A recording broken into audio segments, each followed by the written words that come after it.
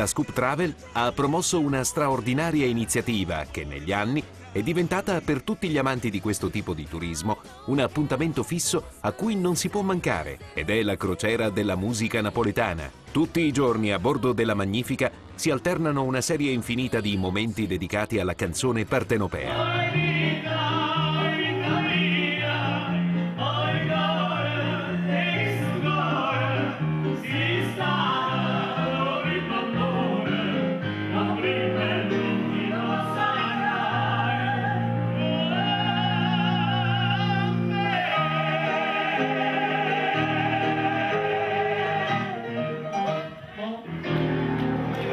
Lo scopo dell'iniziativa, come suggerisce il suo patron, è quello di riportare nel mondo i fasti e le glorie della canzone napoletana. Dopo 3 anni possiamo dire che stiamo portando veramente avanti un progetto molto ambizioso e molto bello, forse l'unico progetto che rivaluta adeguatamente la canzone napoletana.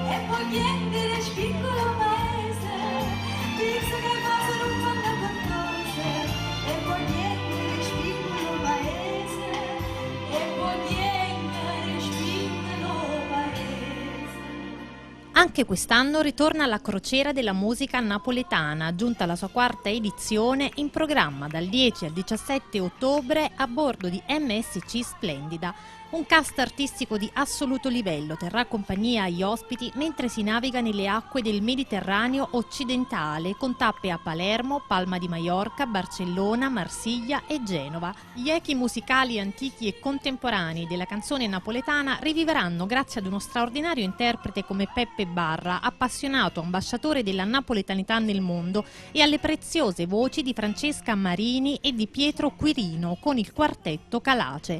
Per i croceristi, accanto ai concerti serali, ci saranno incontri e approfondimenti su vari aspetti legati alla canzone napoletana con il musicologo Pasquale Scialò, accompagnati dalla proiezione e dall'ascolto di documenti rari, un inedito viaggio di turismo culturale tra musica, canto, recitazione e numerose performance per diffondere un'immagine positiva di Napoli e del suo patrimonio artistico nel mondo.